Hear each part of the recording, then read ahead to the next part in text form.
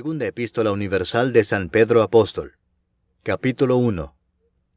Simón Pedro, siervo y apóstol de Jesucristo, a los que habéis alcanzado por la justicia de nuestro Dios y Salvador Jesucristo, una fe igualmente preciosa que la nuestra, gracia y paz os sean multiplicadas en el conocimiento de Dios y de nuestro Señor Jesús. Como todas las cosas que pertenecen a la vida y a la piedad nos han sido dadas por su divino poder, mediante el conocimiento de aquel que nos llamó por su gloria y excelencia, por medio de las cuales nos ha dado preciosas y grandísimas promesas, para que por ellas llegaseis a ser participantes de la naturaleza divina, habiendo huido de la corrupción que hay en el mundo a causa de la concupiscencia, vosotros también, poniendo toda diligencia por esto mismo, añadid a vuestra fe virtud, a la virtud conocimiento, al conocimiento dominio propio, al dominio propio paciencia, a la paciencia piedad, a la piedad afecto fraternal, y al afecto fraternal amor. Porque si estas cosas están en vosotros y abundan, no os dejarán estar ociosos ni sin fruto en cuanto al conocimiento de nuestro Señor Jesucristo. Pero el que no tiene estas cosas tiene la vista muy corta, es ciego, habiendo olvidado la purificación de sus antiguos pecados.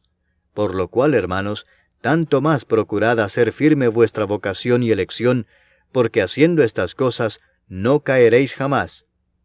Porque de esta manera os será otorgada amplia y generosa entrada en el reino eterno de nuestro Señor y Salvador Jesucristo.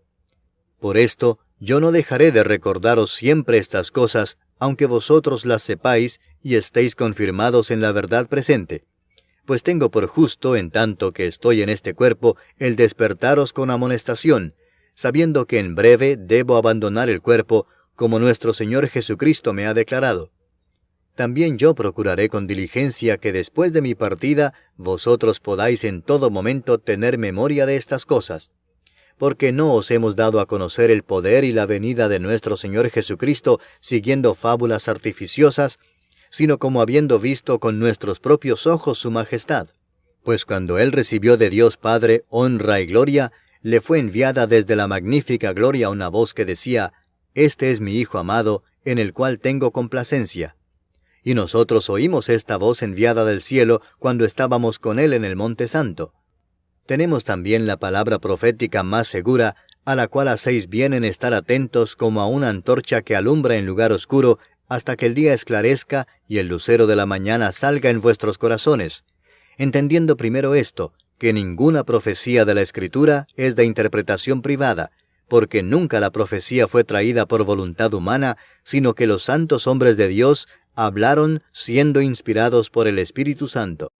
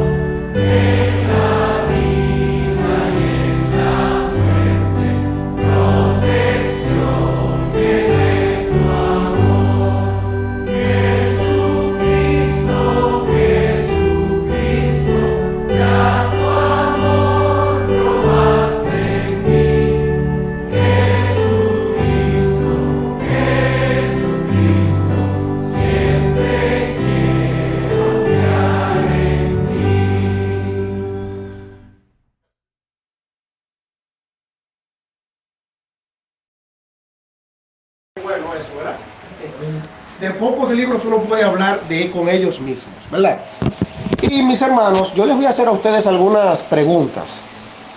Por ejemplo, y aquí, como se le llama, estructura bíblica, un poquito. Si yo preguntara, de hecho lo voy a hacer, ¿qué es la Biblia?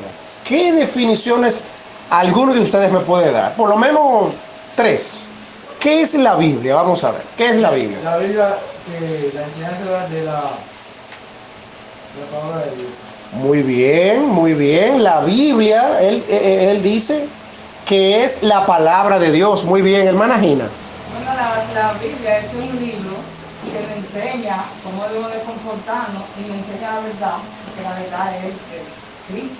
Excelente, la hermana Gina ha dado una definición hasta teológica ahí de lo que es la Biblia. Muy bien, ese es el libro que es la verdad. Excelente, mi hermana. Y la cumpleañera levantó la mano también. Es una biblioteca con varios libros sagrados y que es de un solo autor. Excelente. ¿Y ese autor quién es? El apóstol Pablo, ¿verdad que sí? Ah, Dios. Muy bien, muy bien. Ustedes están excelentes, hermano Pastor Helio. Esta gente están seteados, como dicen. Ciertamente todo lo que ustedes dijeron, yo sé que otros más quieren participar por asuntos de tiempo. Pero la Biblia es eso que ustedes dijeron. La Biblia es la palabra de Dios. La Biblia es la verdad, no una verdad. La verdad. Y también la Biblia, como ella dijo, es un libro, es una biblioteca, es un compendio, realmente es así. Fíjense que la Biblia nosotros físicamente la tenemos como un libro, pero la Biblia está dividida en libros. O sea, es una biblioteca, como ella dijo, y es sagrado, y su autor es Dios. Muy bien. Entonces, todo eso es la Biblia. Y yo me voy a quedar con algo que dijo la hermana Gina, porque nosotros podemos dar muchas definiciones. Pero la misma Biblia dice eso que la hermana Gina dijo. Si ustedes van al libro de Juan, capítulo 17, donde nuestro Señor Jesucristo oraba por sus discípulos, ustedes van a ver que en el mismo versículo 17, Cristo Jesús hace una petición al Padre por sus discípulos. Y Cristo dijo, santifícalos en tu verdad. Y definió entonces lo que vamos a hablar en esta mañana. Dijo, tu palabra es verdad. Mis hermanos, la verdad que este mundo necesita es la Biblia. Y es bueno que nosotros entendamos desde ahora que la Biblia, aunque parecería bonito, la Biblia no contiene la verdad. La Biblia es la verdad. Y la Biblia, mis hermanos, no es una verdad a media. Hoy en día nosotros vivimos en una sociedad, en un mundo donde la verdad no existe, sino que cada uno de nosotros puede tener la verdad y hay que respetársela. O sea, por ejemplo, este mundo dice que la verdad es relativa en el sentido de que la hermana Gina puede tener una verdad, yo puedo tener una verdad, el pastor puede tener una verdad, cada uno puede tener una verdad y es la verdad porque es la verdad de cada uno. Pero la Biblia, mis hermanos, no es relativa, la Biblia es absoluta, porque la Biblia es la palabra de Dios. La Biblia, este libro que nosotros tenemos aquí, hay una definición que me gusta y es que la mente de Dios la encontramos aquí en su palabra, en la Biblia. Entonces, por tal motivo es la verdad. La verdad que este mundo necesita, que la familia necesita, que los jóvenes necesitan, que esa gente que el pastor mencionaba ahí en Punta de Garza, en ese sector de la Loma, esa verdad es la que ese sector necesita. No es que el alcalde haga una obra de caridad, no es que la gobernadora construya una cancha para deportes y drogas, no. Lo que necesita la sociedad es la Biblia, porque es la verdad, la palabra de Dios. Entonces, mis hermanos, vamos a ver lo que Dios tiene para nosotros en la verdad, en su verdad, la de Dios. Vamos a orar.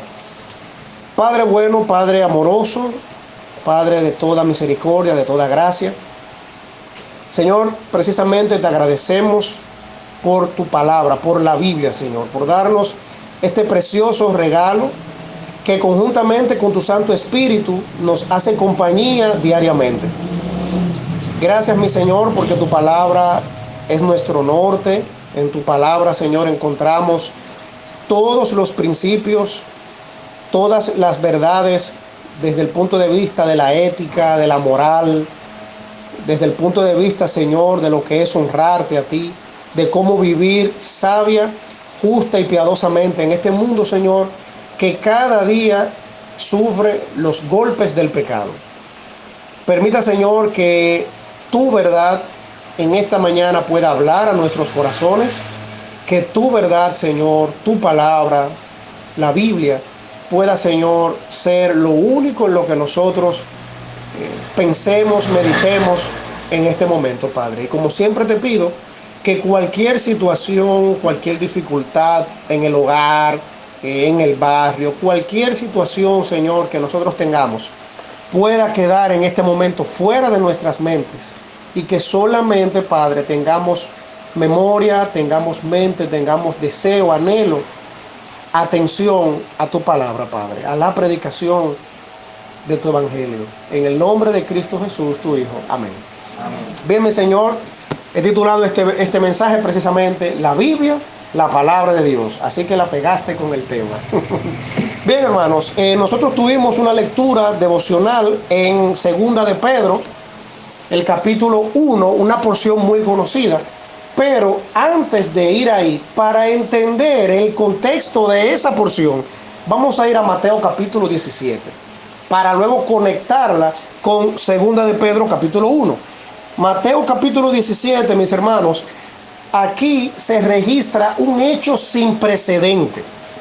Aquí se registra, mis hermanos, un suceso importantísimo aún para nosotros los cristianos del siglo XXI, usted y yo. Y aunque Mateo no es el único que registra este hecho, también Marcos, Lucas también lo registra, Lucas capítulo 9, pero nosotros solamente nos vamos a centrar en Mateo capítulo 17, y aquí nosotros tenemos el relato de la transfiguración, y vamos a ver lo que es eso, porque no podemos entender lo que dice Segunda de Pedro capítulo 1, versículos del 16 al 21, si primero no venimos acá para ver a qué es que Pedro se está refiriendo. Y noten, hermanos, porque a medida que vayamos avanzando en el mensaje, vamos a extraer las enseñanzas que se refieren a la verdad, a la Biblia, a la palabra de Dios. Mateo capítulo 17 dice el versículo 1, mis hermanos. 6 días después, pero ¿después de qué? Para explicar el contexto, ¿verdad? Bueno, en los versículos anteriores, para no leerlos por asuntos de tiempo, Jesús, como ustedes saben que sucedió, le había hablado a sus discípulos precisamente de su muerte. Entonces, lo que el evangelista Mateo en este sentido está diciendo es que una semana aproximadamente después de que Jesús les había anunciado a sus discípulos su muerte, con todos los elementos que ustedes saben que están contenidos en el proceso de la muerte de Cristo, entonces, después de eso, el versículo 1 de Mateo 17 dice: 6 días después de Cristo haber anunciado su muerte, Jesús tomó a Pedro, a Jacobo y a Juan su hermano, y los llevó aparte a un monte alto. Ustedes saben que era característico en Cristo Jesús hacer eso, en irse, por ejemplo, a un lugar apartado, llevarse a veces a sus discípulos o a algunos de ellos y darles enseñanzas específicas. Pues este precisamente no fue la excepción, este fue el caso igual. Aquí vemos a Cristo, toma a Pedro, y es importantísimo, fíjense quién es el primer nombre, quién es el primer discípulo que la Biblia dice que él tomó. ¿A quién es? A Pedro, ¿verdad? Más adelante vamos a notar. Entonces Pedro, Jacobo o Santiago y Juan se los llevó aparte. ¿Qué dice el versículo 2? Y se transfiguró delante de ellos.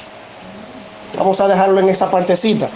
¿Qué hizo Cristo Jesús? Se llevó a estos 3 discípulos a un monte alto, a un lugar apartado, y a ellos 3 dice la Biblia que se transfiguró. ¿Y qué es eso? Transfiguró o transfigurar o transfigurarse, para no entrar en asuntos teológicos, porque lo importante es lo llano, ¿verdad? Es, en pocas palabras, que Cristo Jesús se transformó en ese momento en su imagen de gloria, como Él es realmente. Eso es lo que es la transfiguración. Y mis hermanos, algo que les quiero resaltar, y olvídense de la palabra, uno la menciona porque ya como predicadores uno tiene la costumbre, pero la palabra transfiguró ahí en griego es metamorfo, con doble O al final, metamorfo. Y esa palabra significa un cambio de forma, pero también de esencia. Y es interesante resaltarlo para lo que sigue diciendo el pasaje. O sea, Cristo Jesús, con sus 3 discípulos ahí, con Pedro, con Jacobo y con Juan, cuando los llevó lejos, apartado de los demás, dejó temporalmente en ese momento, dejó de verse como usted y yo nos estamos viendo, o sea, simplemente así, ¿verdad? Con nuestro cuerpo de carne, y resplandeció, se mostró con gloria, se mostró de manera celestial. Él no solo se transformó en su apariencia física, sino su esencia era divina también. Eso es la transfiguración. Como decimos, el hermano Helio sabe, me di a entender en ese sentido, mis hermanos, de lo que es la transfiguración. Cristo Jesús temporalmente dejó de verse simplemente como se ve el pastor Helio, como me veo yo, como se ve la hermana Gina, y se vio en gloria, se vio resplandeciente, se vio magnificado en ese momento. Y eso tuvo una razón, mis hermanos, que nos va a ayudar a entender segunda de Pedro. Cristo Jesús se mostró, se le apareció a esos 3 discípulos, ahí se transformó de forma, de esencia, y también la palabra en el original incluye hasta cultura también. Fue un cambio completamente. ¿Y qué sigue diciendo el versículo 2? Y resplandeció su rostro como ¿qué? Como el sol. Fíjese si no había un cambio en él. ¿Y qué sigue diciendo? Y sus vestidos se hicieron blancos como la luz. Fíjese que Cristo Jesús estaba aquí en un momento dentro de su ministerio histórico y de una importancia para nosotros los cristianos de hoy en día tremenda. Y ustedes van a ver cómo vamos a ir uniendo una cosa con la otra. Pero fíjense que hasta ahora Cristo Jesús dijo: Pedro, Jacobo, Juan, vengan conmigo, vamos allí, como diríamos en buen dominicano, ¿verdad? Vamos allí, vengan. Y estando ellos 4 ahí solos, Cristo Jesús se les presentó a ellos 3 diferentes al resto de los discípulos. Estos 3 discípulos, Pedro, Jacobo y Juan, tuvieron la oportunidad, el privilegio, la honra de ver a Cristo magnificado, glorificado, hermanos. Bueno, qué importante eso, ¿eh? Y qué bueno esto para nosotros los cristianos. ¿Qué dice el versículo 3? Y he aquí les aparecieron Moisés y Elías hablando con él. Aquí no se da detalle de lo que hablaron, pero si nosotros vamos, esto es es riquísimo, este asunto de la transfiguración, mirándolos en Mateo, Marcos y Lucas. Pero dice Lucas, el capítulo 9, versículo 31, que ellos estaban hablando precisamente, era de su partida, de cuando Cristo se fuera. Ellos estaban hablando, pero miren, hermanos, ¿quiénes? Moisés y Elías. Y una pregunta, ¿Moisés y Elías estaban vivos? ¿Eran parte de los discípulos de Jesús? No, ¿verdad? Ya cada uno había muerto. Los estudiosos dicen que para este momento Moisés tenía aproximadamente 1400 años de haber fallecido y Elías tenía aproximadamente 900 años de haber fallecido. Sin embargo, mis hermanos, fíjense, no solo ellos ven a Cristo en gloria, ven a Cristo transformado en su forma divina, resplandeciente, sus vestidos como la luz. Dice que su rostro se veía como la luz del sol, sino también que apareció Moisés y Elías y estaban hablando los 3. Y hermanos, ¿ustedes saben dónde está la importancia de que Moisés y Elías aparecieran con Cristo Jesús? Moisés, ¿qué representa para los judíos Moisés? ¿Qué representa? O para no perder tiempo, ¿verdad que sí? Moisés es representación de la ley. Recuerden que la ley fue dada a través de ¿quién? De Moisés al pueblo de Israel. Y Elías representa a qué grupo de personas? A los profetas. Lo que significa, mis hermanos, y es bueno verlo así, resaltarlo así, que Moisés y Elías, ambos ahí hablando con Jesús, representaban el Antiguo Testamento. Porque la base del Antiguo Testamento para los judíos se resumía en ¿qué? En la ley y los profetas. Fíjense, hermanos, yo no sé si ustedes habían pensado en eso, si habían estudiado ese pasaje y habían pensado en eso. Cristo Jesús estaba con Moisés, con Elías. Ellos representan el Antiguo Testamento. Dos personas. Y Cristo Jesús hablaba con ellos. ¿Qué dice aquí la palabra de Dios en el versículo 4? Entonces Pedro dijo a Jesús: Señor, bueno es para nosotros que estemos aquí. ¿Qué fue lo que dijo Pedro? ¿Qué fue lo que dijo Pedro con relación a él, a Jacobo y a Juan? Que era bueno para ellos, ¿qué cosa? Estar ahí. ¿En presencia de quién? De Cristo Jesús. Pero no simplemente de Cristo como ellos lo veían diariamente, sino recuerden que Cristo aquí tiene una metamorfo, tiene una transformación, está glorificado allí. Y hermanos, si estos tres discípulos, aquí empezando a aplicar el mensaje a nuestras vidas, si para estos tres discípulos era bueno el estar allí en ese momento. Hermanos, cuando nosotros estamos en el templo, aunque físicamente no estamos viendo a Dios, no estamos viendo a Cristo, pero hermanos, decimos nosotros igual que Pedro que es bueno para nosotros estar aquí en la casa de Dios. Porque hermanos, para Pedro era bueno, era importante. Es que estaba sucediendo frente a sus ojos algo que él nunca se imaginó, ni Jacobo ni Juan.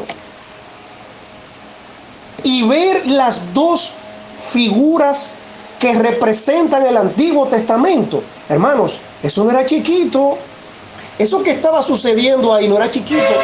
Y Pedro dijo: no, pero es bueno que yo esté aquí. Hermanos, decimos nosotros: es bueno que yo esté en la casa de Dios. Amén. Cuando se predica, cuando el pastor ahí lo está predicando, cualquier otro viene a predicar, decimos en medio del mensaje ahí, como dicen, calladitos: amén, es bueno yo estar aquí. Amén.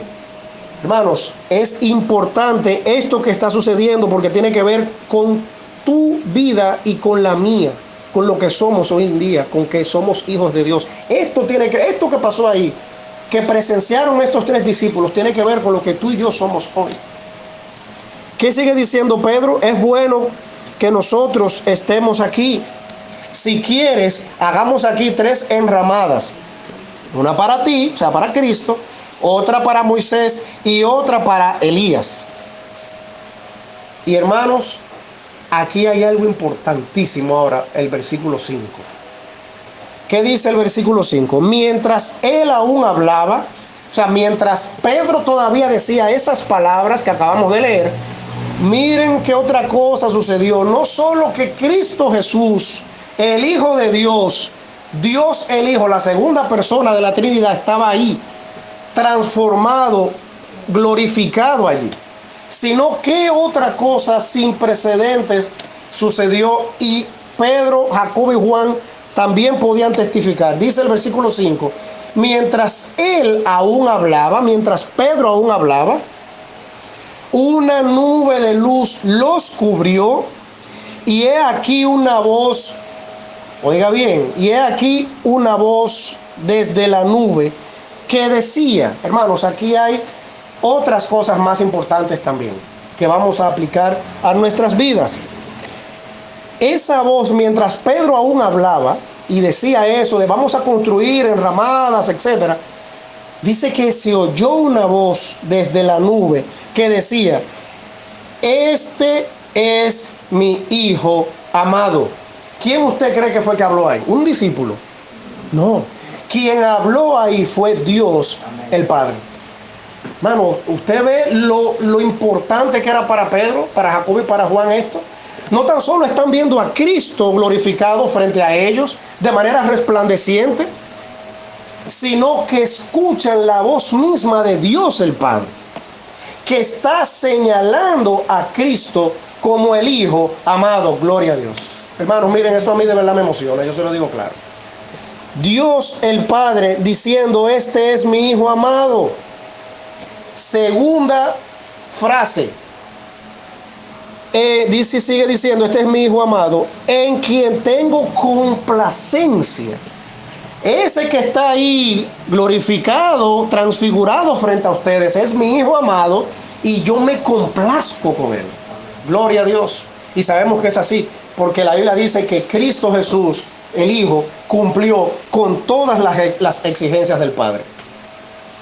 A tal punto que murió por ti y por mí. Y cumplió también las exigencias de Dios, aún muriendo en la cruz. Hermanos, este es mi Hijo amado, decía Dios el Padre, en quien tengo complacencia. Dios se complace en el Hijo y con el Hijo. Hermanos, ¿pudiera Dios decir lo mismo de ti y de mí? Imaginémonos ahí que está nuestro nombre. ¿Complacemos nosotros a Dios el Padre? ¿O le somos, diciéndolo en buen dominicano, ¿verdad? ¿O somos un dolor de cabeza para Dios?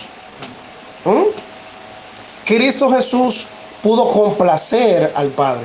Hermanos, tú y yo tenemos que complacer al Padre día a día. Y no solamente que era su Hijo amado, no solamente que se complacía en él, sino que otra cosa Dios Padre le dijo a Pedro, a Jacobo y a Juan que ellos debían hacer en la última parte del versículo 5. A él oíd, exactamente.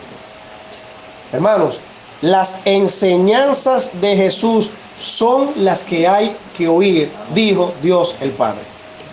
Hermanos, la Biblia, este libro que usted tiene, ¿usted sabe de quién es el protagonista? El protagonista de la Biblia no es Moisés, no es Elías, ni Pablo, ni Mateo, ninguno de ellos. Hermanos, el protagonista por excelencia de este libro que usted tiene ahí, de esa biblioteca, como ella decía, es el Hijo, es Dios, hermanos. Y lo que este libro proyecta es el plan redentor de salvación para la humanidad. Y es a Cristo Jesús, las enseñanzas de Cristo que Dios el Padre quiere que usted y yo escuchemos. ¿A través de qué? De su palabra. Este es mi Hijo amado, en quien tengo complacencia. Óiganlo a Él, las enseñanzas de Él. Y hermanos, por eso les dije que quería comenzar con esta porción antes de ir a segunda de Pedro. Porque si hay algo que el creyente, que el cristiano, que usted y yo debemos oír, son las enseñanzas de Cristo. Hermanos, por ahí hay mucha gente enseñando un evangelio diferente. Y con un yo me soñé, y que Dios me mostró, y que Dios me reveló, y que decreta esto aquí, y que si tú hablas esta palabra va a suceder. Hermano, eso es mentira. Porque a quien Dios quiere que oigamos es a Cristo el Hijo. Porque Él es el Hijo amado y en Él Dios se complace. Entonces a Él es que hay que atender, a Él es que hay que oír. Eso es lo que Dios Padre dijo. A Él oíd. Hermanos, ¿a quién tú estás oyendo? Y aquí ya empezamos a caer precisamente en el tema de la palabra de Dios. La Biblia son las enseñanzas de Dios. La Biblia son las enseñanzas de Cristo. El Evangelio es Cristo. Y si le quitamos a Cristo al Evangelio, dejó de ser una buena nueva de salvación.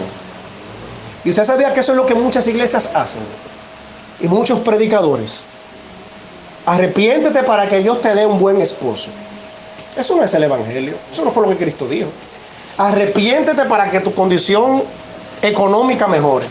Eso no fue lo que dijo Cristo. Arrepiéntete para que Dios te dé una casa o una familia, o para que Dios repare tu matrimonio roto. Eso no fue lo que dijo Cristo. Ese no es el Evangelio de Cristo.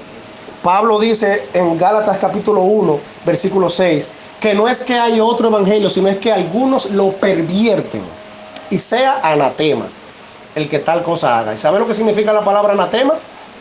Suena duro, pero lo dijo Dios, maldito. Mis hermanos, el evangelio, la enseñanza que tú y yo debemos escuchar es la de Cristo. A Él es a quien Dios quiere que oigamos. No que oigamos por ahí filosofías extrañas y cosas raras. Siembra.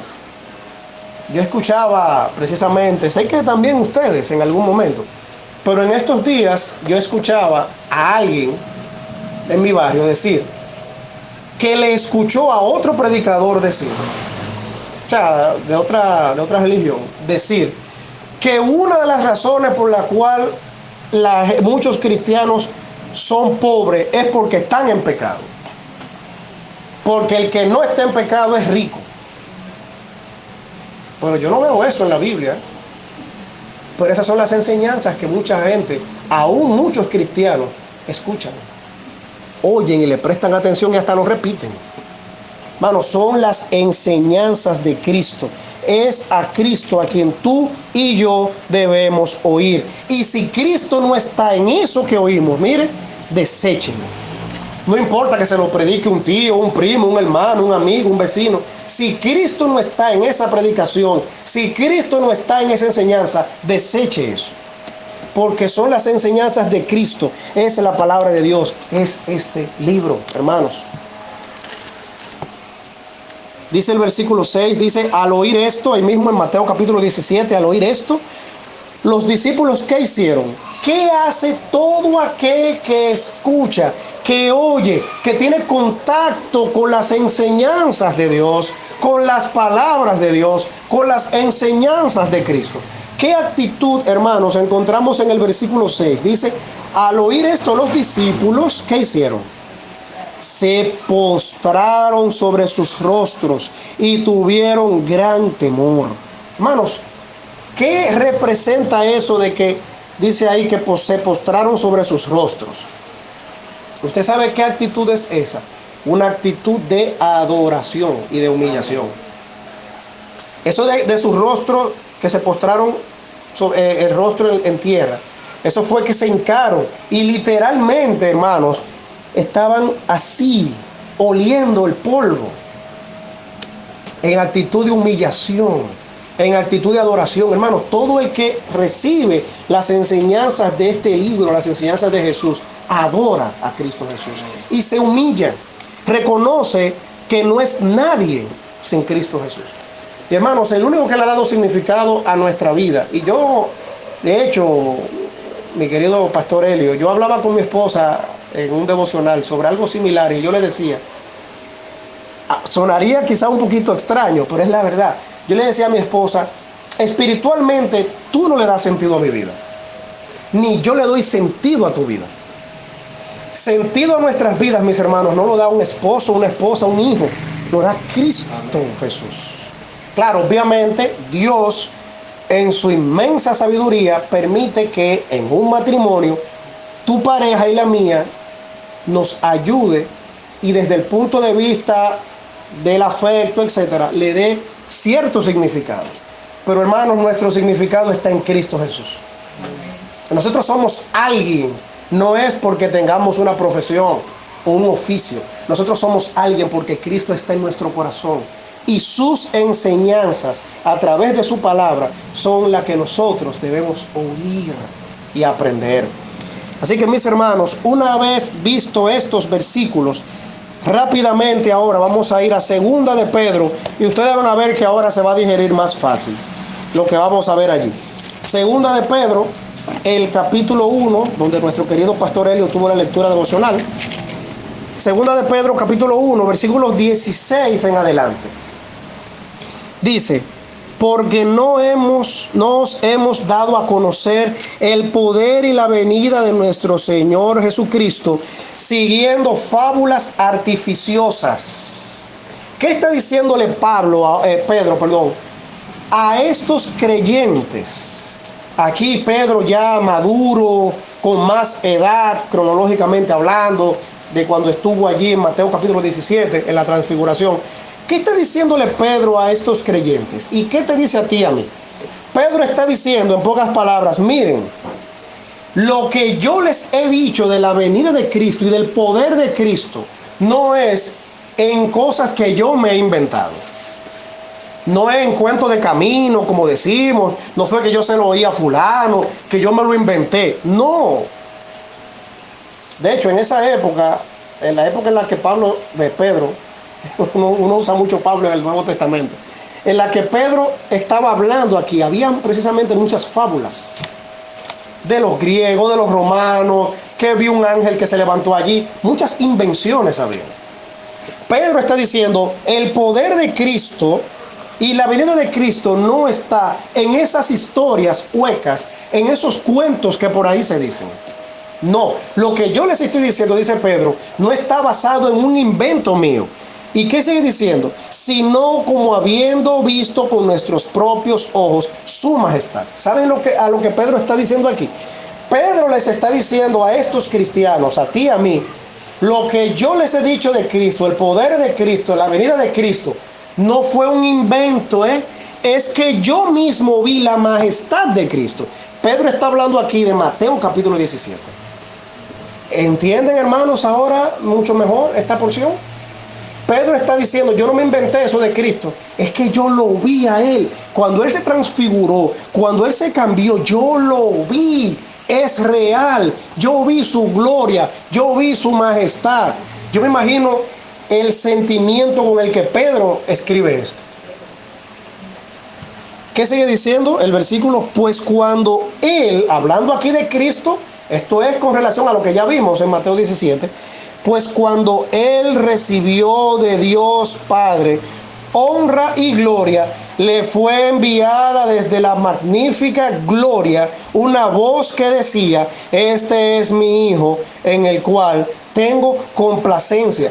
Pedro está basando su sistema de enseñanza de Cristo en aquella gloria, en aquella honra, en aquella majestad que Él mismo pudo ver.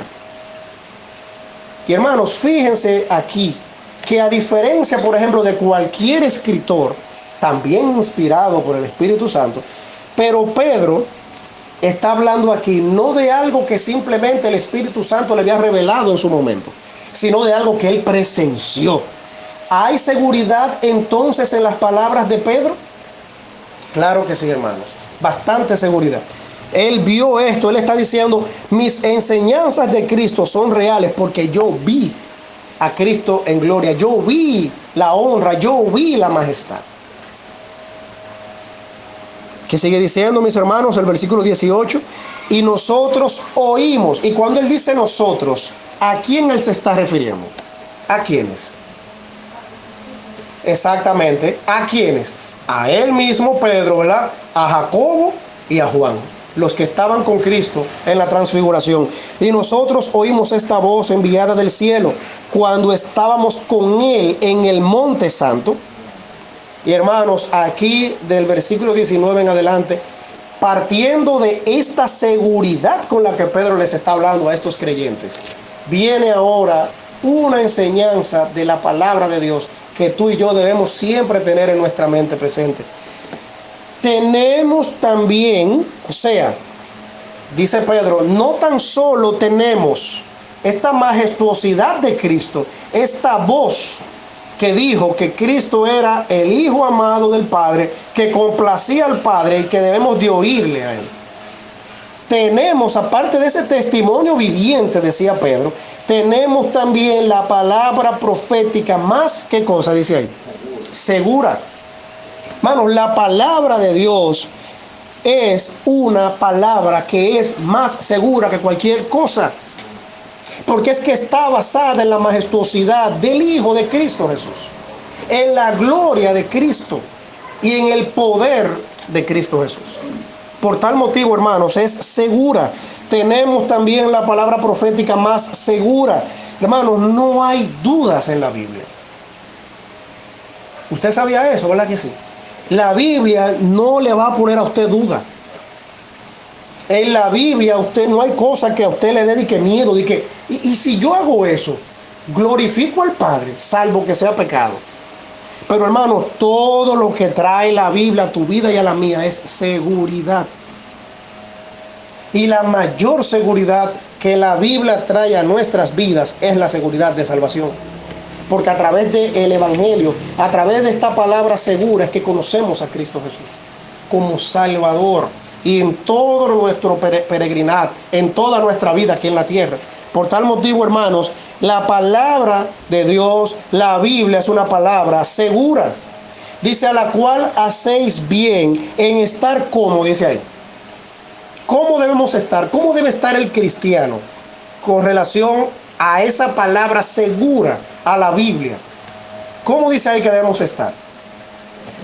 Dice atentos. Y esto de atentos, hermanos, no es solamente cuando se está predicando.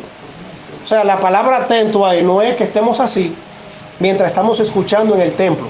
Es día a día atendiendo las escrituras. Y esto tiene que ver inclusive, hermanos, con nuestro devocional personal. Esto tiene que ver aún con las enseñanzas que nosotros recibimos en la iglesia, cuando estamos leyendo la Biblia, cuando estamos meditándola, debemos estar atentos. Hermano, Satanás va a querer que estemos atentos a otras cosas. Usted sabe qué, y hasta en mi propio caso yo lo reconozco así. Usted sabe, hermanos, qué nos ha robado a nosotros la atención en estos últimos tiempos: el COVID-19. Y debemos de ser honestos, hermanos. Nosotros en muchas ocasiones le hemos prestado más atención al COVID-19 que aquel que lo permitió, porque el COVID no escapa de la soberanía de Dios. ¿Usted sabía eso? No crea de que no, porque el COVID lo mandó el diablo. No. Yo he oído cristianos diciendo cosas extrañas. Hermanos, debemos atender la palabra de Dios, la Biblia, hermanos, porque es una enseñanza segura. Aquí no hay temor, aquí no hay duda, aquí no hay ambivalencia, hermanos. Debemos de atender las enseñanzas de Cristo. Y dice, como a una antorcha que alumbra en lugar oscuro. Hoy no hay antorcha, ¿verdad? Pero sabemos lo que es una lámpara. O un bombillo, por ejemplo. Si está de noche y hay un apagón, se va la luz, nosotros no podemos ver. ¿Verdad que no? No podemos ver. ¿Qué necesitamos para poder ver? Una luz, ¿verdad? Una lámpara, un bombillo. ¿Y para qué utilizamos la luz? No tan solo para ver nuestro entorno, sino también ¿para qué cosa? Para saber por dónde vamos a caminar. Entonces es el mismo sentido, hermanos. Es atender, prestar atención a la palabra de Dios como si fuera una luz que alumbra en un lugar oscuro. Y hermanos, la luz de la palabra de Dios, la luz del evangelio que está en la palabra de Dios, alumbra el lugar oscuro. ¿Y cuál es el lugar oscuro? El mundo en el que estamos viviendo. Hermanos, en este mundo lo único que nos va a alumbrar, a iluminar, es la palabra de Dios. En medio de todo el pecado que nosotros vemos, esa es la palabra de Dios que nos va a alumbrar, que nos va a decir dónde está el camino por el cual vamos a seguir. Solamente la palabra de Dios. ¿Y hasta cuándo? Y me gustó una pregunta que el pastor Helio hizo ahorita. Aquí está nuevamente la pregunta, ustedes se van a acordar. ¿Hasta cuándo nosotros debemos atender a la Biblia? El versículo lo dice ahí, ¿eh? El versículo 19 lo dice. Usted sabe, hermanos, hasta cuándo nosotros vamos a necesitar este libro. ¿Usted sabe hasta cuándo? Dice el versículo 19. Hasta que el día esclarezca y el lucero de la mañana salga en vuestros corazones. ¿Usted sabe a qué se está refiriendo eso de que el día esclarezca y todo eso? Espiritualmente hablando, aquí se está refiriendo a la venida de Cristo Jesús. Usted sabe, hermano, cuándo nosotros ya, para que no se me confundan, usted sabe hasta cuándo es que nosotros vamos a necesitar este libro. O sea, físicamente hablando, este libro. Es hasta que Cristo venga.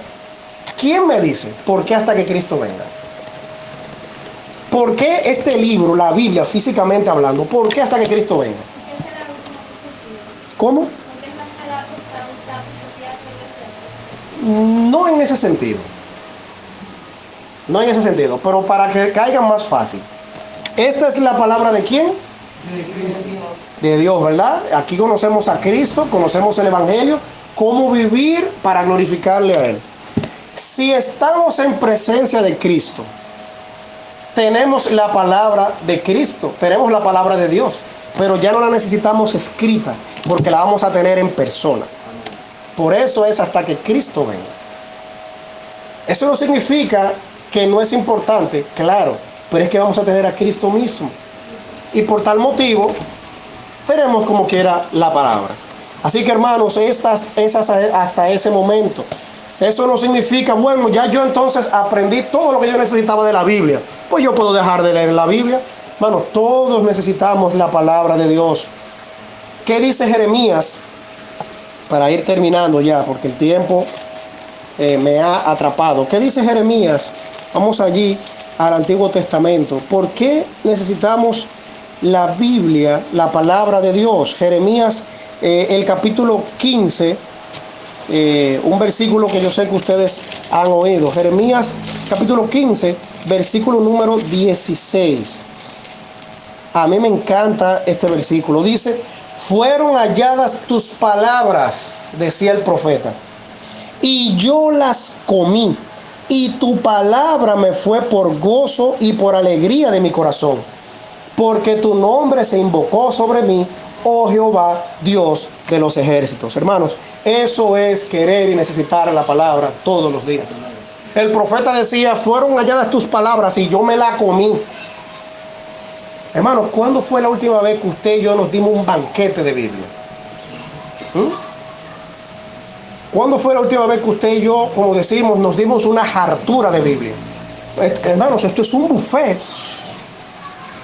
Esto es un buffet aquí, hermano. Aquí hay de todo para comer. Aquí come el niño, el adolescente, el joven, el adulto, el anciano. Todos podemos comer. Hermanos, vamos a comernos la Biblia todos los días, porque todos los días la necesitamos. No hay un día que no necesitemos la Biblia. Ni siquiera cuando estamos en la casa de Dios podemos decir que no necesitamos la Biblia. Porque ¿qué es lo que se nos predica aquí? La Biblia.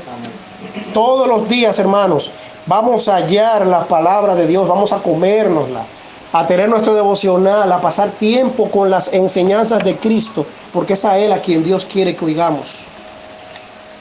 Así que, hermanos, por último, los versículos que restan los voy a leer juntos, entendiendo primero esto en 2 de Pedro 1, que ninguna profecía de la Escritura es de interpretación privada, porque nunca la profecía fue traída por voluntad humana, sino que los santos hombres de Dios hablaron siendo inspirados por el Espíritu Santo.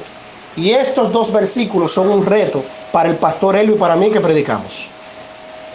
Hermanos, aquí se está hablando no tan solo de la autoridad de las Escrituras, sino de la procedencia de la misma, que fue lo que ella dijo ahorita, del autor. Hermanos, la palabra de Dios no es de interpretación privada, no es basado en hombres. Por eso hay que tener cuidado, hermanos, de muchas predicaciones que uno oye en la televisión y en emisora, de gente que agarra la Biblia y quiere hacer con ella lo que le da la gana, como dicen en una predicación. No, hermanos. Aquí dice que la palabra de Dios, la profecía, la Escritura, no es de interpretación privada. O sea, no es lo que, por ejemplo, el pastor Elio cree que ahí dice, o lo que yo creo que ahí dice. No, hermano. La Biblia dice lo que ella dice. Y la misión de todo predicador serio y que quiere glorificar a Dios es mostrar precisamente lo que Dios dice, donde Él lo dijo en su palabra. No, bueno, porque yo creo, no, porque fíjate, yo opino según mi experiencia. No, hermanos, mire, y yo por confianza, claro, pero cualquier experiencia del pastor Elio, yo, mire, hermano, eso se queda corto, eso no sirve. De hecho, cuando un predicador va a preparar un mensaje, lo primero que dice es: Señor, vacíame de mí. Porque es que a veces el ego, el orgullo, pone en una, déjame decir esto como para brillar y que la gente diga: wow, qué estudioso. Hermanos, no. La Biblia, hermanos, no procede de hombres, aunque Dios usó hombres para que se escribiera, pero el autor siempre ha sido Dios.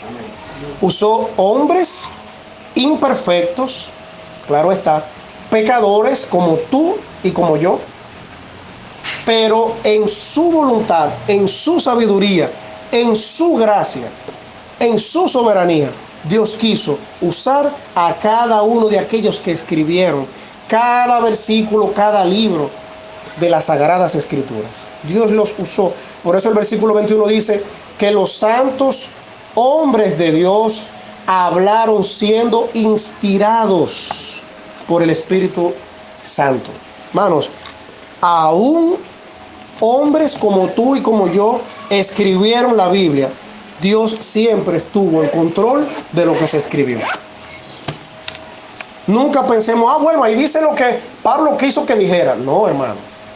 La Biblia, aunque claro, Dios usó, por ejemplo, a Pablo, Dios usó a Pedro, como en el caso, ¿verdad? Dios usó a Juan, a Lucas para escribir, pero ellos escribieron con su puño y letra lo que no era de ellos, sino lo que Dios les dijo que escribieran. Y ahí, hermanos, es que reside lo importante de este libro. Este libro no es importante porque nos define como cristianos. Este libro es importante porque es la palabra de Dios. Y como palabra de Dios, entonces, no es que nos define, porque hay mucha gente por ahí. Yo tengo un amigo que él, por ejemplo, en su jipeta tiene una Biblia adelante. En el tablero de su jipeta él tiene una Biblia. Eso no significa que él es cristiano. Pero el hecho de que tú y yo como cristianos tengamos nuestra Biblia significa que valoramos, resaltamos la importancia que este libro tiene para nosotros. Hermanos, ya terminé, sé que me he excedido, pero vamos a defender este libro. Y la defensa más grande que nosotros podemos hacer no es hablar con un ateo.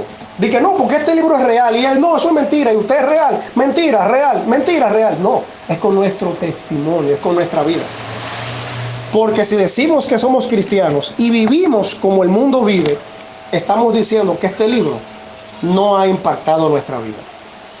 Y que no hemos oído a Cristo como Dios dijo a Pedro, a Jacobo y a Juan que había que escucharle a él. Así que, hermanos, la palabra de Dios es pura. De hecho, el mismo Salomón en Proverbios dice que la palabra de Dios es acrisolada. Y la palabra acrisolada significa purificada, que se purifica a sí mismo. Eso es interesante, hermanos, Porque una cosa es que usted use algo para purificar y otra cosa es que algo se purifique a sí mismo. La Biblia tiene ese poder. Por eso purifica al ser humano cuando tiene contacto con ella. Mis amados hermanos, Dios les bendiga y que la Biblia no sea de un mes, que no sea de septiembre, que la Biblia sea de todos los años hasta que usted viva o hasta que Cristo venga. Que la palabra de Dios la valoremos, la respetemos y no la tengamos como un amuleto de buena suerte abierta en el Salmo 91, sino que la tengamos como las enseñanzas de Dios para tu vida y para la mía. Dios les bendiga, amados hermanos.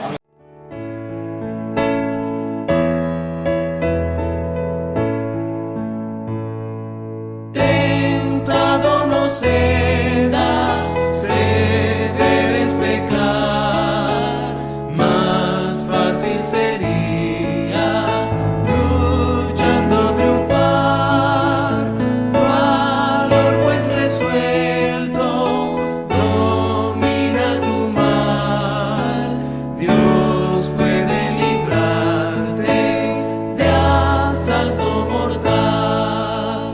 En Jesús pues confía, en sus brazos tu alma hallará dulce calma, Él te hará vencedor.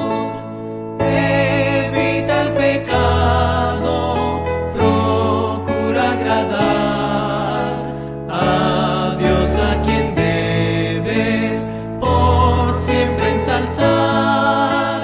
No manche tus labios, impúdica voz, preserva tu vida de ofensa.